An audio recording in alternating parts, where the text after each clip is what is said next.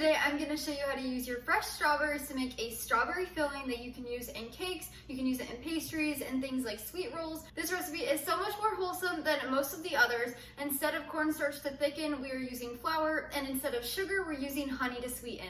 Let's go make it. To get started, we are going to need about 3 cups of strawberries, so 3 cups after they're diced. That's about 28 berries, and you need to rinse them with some water and dry them off with a kitchen towel. I've already done that. And then we're gonna dump them out over here, or we can leave them in a little bowl, and we're going to take the tops off. So we're gonna slice off the tops of our berries, and then we're gonna cut each berry into 4 and continue with the rest of your berries. Once you have your berries completely cut up, you're going to grab a medium-sized saucepan, and we're going to add those in. This recipe is so simple, and you can make it ahead and store it in your refrigerator or freezer, so it's great for making ahead. That done, we're going to add in 1/3 cup of raw honey. Again, I like to use honey just because it allows you to have a natural sweetener, and it tastes really good in this recipe. You could substitute it for sugar, but I recommend using your honey. Next, we're gonna add in 1/4 teaspoon of pure vanilla extract. And then we're gonna grab a spoon and we're gonna stir this together to combine. Again, the heat is not on yet. We're just putting this all together. Just stir to coat all the berries in honey and vanilla extract. It smells wonderful in here.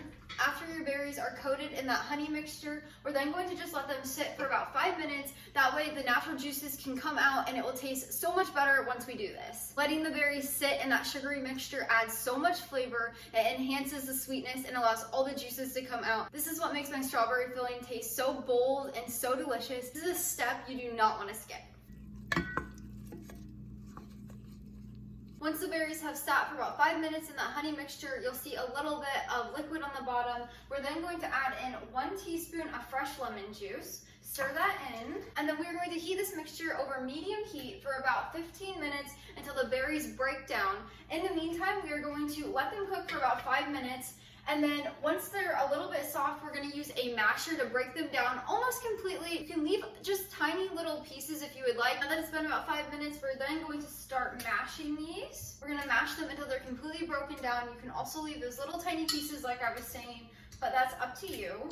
I usually just mash them all the way. Okay, we have about 10 minutes left, and we're just going to mash these up as we go, and then stir once they are mashed up. Just continue to stir occasionally so it doesn't burn or stick to the bottom. While we're waiting for the berries to finish cooking, we are then going to grab a small mixing bowl, and we're gonna add in 2 tablespoons of all-purpose flour, and then we're also gonna add in 2 tablespoons of water. This is making our slurry to thicken up the filling.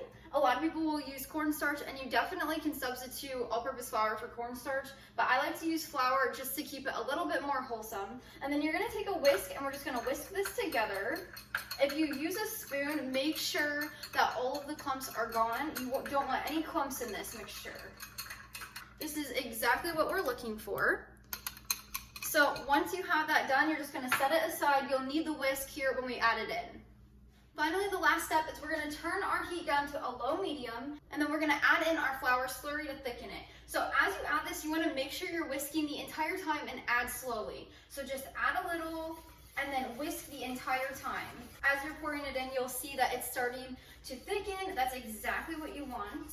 After you have that all in there and you whisked it together, then you will let this cook on a low for about 5 minutes until it's thickened and completely cooked. And that's all you do to make a strawberry filling. Let's give it a quick taste. That is so good. It's refreshing, it's a little sweet, it is amazing. And that is how you make this simple strawberry filling that you can use in anything. I love using this filling in my sourdough strawberry sweet rolls. I use it to fill the rolls, and it is so delicious. I hope you enjoyed this recipe as much as I do. I'll leave the full written recipe linked down in the description below. You can use that link to head over to the blog where you can print and save anytime. But until next time, go bring life into your home through the kitchen.